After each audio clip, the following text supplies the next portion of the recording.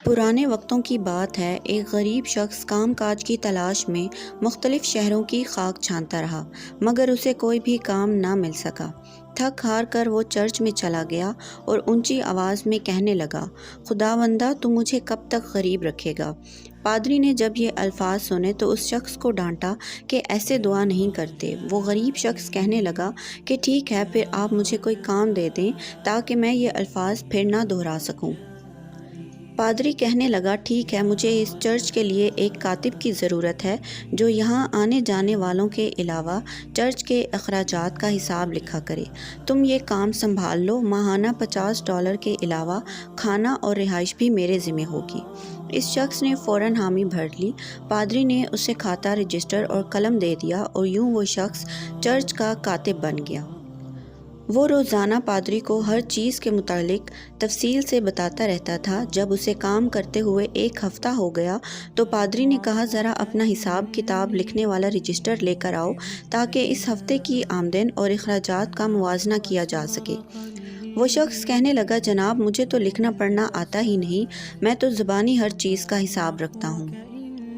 پادری نے کہا، تم نے مجھے بتایا کیوں نہیں کہ تم لکھ پڑھ نہیں سکتے؟ مجھے تو ایسے شخص کی ضرورت تھی جو پڑھا لکھا ہو۔ تم میری طرف سے یہ $50 لو اور جا کر کوئی دوسرا کام تلاش کرو۔ وہ شخص $50 لے کر جب چرچ سے باہر نکلا تو اس نے دیکھا کہ دو شخص آپس میں باتیں کر رہے تھے۔ ایک شخص دوسرے کو کہہ رہا تھا کہ میں نے تمہیں $50 قرض دیے ہیں، اب تم ان سے کوئی تجارت کا کام کرو، اپنا نفع حاصل کرو اور بعد میں مجھے میری اصل رقم لوٹا دو۔ اس شخص نے جب یہ گفتگو سنی تو سوچنے لگا کہ $50 تو میرے پاس بھی ہیں، مجھے بھی تجارت کر کے دیکھنی چاہیے۔ وہ گیا اور بازار میں اچھی طرح گھوم پھر کر دیکھا۔ اس نے دیکھا کہ اس شہر کے امراء ٹماٹر سے روٹی کھاتے ہیں، مگر عجیب بات تھی کہ ٹماٹر وہاں اگتا نہیں تھا۔ دور دراز کے علاقوں سے جب ٹماٹر آتا تو طویل سفر اور گرم موسم کے باعث رستے میں خراب بھی ہو جاتا تھا۔ اس وجہ سے اس کام میں سرمائے اور وقت کے خسارے کے پیش نظر بس 2-3 تاجر ہی یہ کام کرتے تھے اور وہ منہ مانگے دام بھی وصول کرتے تھے۔ اس شخص نے دور دراز کے علاقوں سے ٹماٹروں کو یہاں لا کر فروخت کرنے کا ارادہ بنا لیا۔ وہ پہلے بھی مختلف شہروں کا سفر کرتا رہا تھا، اسے پتہ تھا کہ کہاں پر ٹماٹر سستا اور کثرت سے پایا جاتا ہے۔ وہ سیدھا وہیں گیا اور وہاں سے جب ٹماٹر خرید کر لایا اور بہت کم منافع کے ساتھ انہیں فروخت کرنا شروع کیا تو پہلے دن ہی سارے ٹماٹر ہاتھوں ہاتھ بک گئے اور اسے اچھا خاصا منافع بھی حاصل ہوا۔ اسے یہ کام پسند آ گیا اور پھر کرتے کرتے ایک دن وہ اس علاقے کا بڑا تاجر بن گیا۔ اس نے اپنے کام کاج میں ہاتھ بٹانے کے لیے نوکر بھی رکھ لیے۔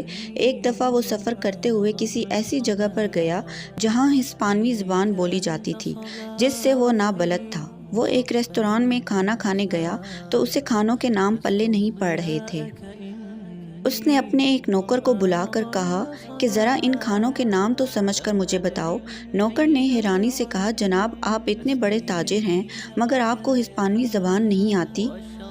اس شخص نے کہا، اس لیے کہ میں پڑھا لکھا نہیں ہوں۔ تو نوکر نے کہا، جناب آپ ان پڑھ ہو کر ایک بڑے تاجر ہیں، سوچیں اگر 2-4 جماعتیں پڑھ لیتے تو پتہ نہیں کتنے بڑے تاجر ہوتے اور آج نہ جانے کہاں ہوتے۔ اس شخص نے جواب دیا، ہونا کہاں تھا، اگر 2-4 جماعتیں پڑھ جاتا تو آج $50 ماہوار پر چرچ میں پادری کا کاتب ہوتا۔ اس واقعے سے ہمیں یہ پتہ چلتا ہے کہ زندگی میں اگر کچھ بھی چھن گیا ہو تو اس بات کا غم نہیں کرنا چاہیے، اس لیے کہ اللہ پاک کے ہر کام میں بہتری ہوتی ہے۔ ایک چیز اگر اللہ آپ سے لے لیتا ہے تو وہ کسی مصلحت کی وجہ سے ہوتی ہے، اور اللہ پاک کی کس کام میں کیا مصلحت ہے یہ ہم نہیں جانتے۔ اور اگر کچھ چھن بھی جائے تو یہ بھی دیکھیں کہ نہ جانے اس کے بدلے اللہ پاک کیا کچھ عطا بھی کرتا ہے۔ یاد رکھیں، اللہ تعالیٰ اپنے بندوں کے ساتھ ماں باپ سے بھی کہیں زیادہ مہربان ہے، اور ہمارے ساتھ جو بھی معاملات ہوتے ہیں وہ اللہ کی مرضی سے ہوتے ہیں۔ اس لیے انسان کو اللہ کا ہر حال میں شکر ادا کرنا چاہیے، کیونکہ اللہ جو بھی کرتا ہے ہمارے بھلے کے لیے ہی کرتا ہے۔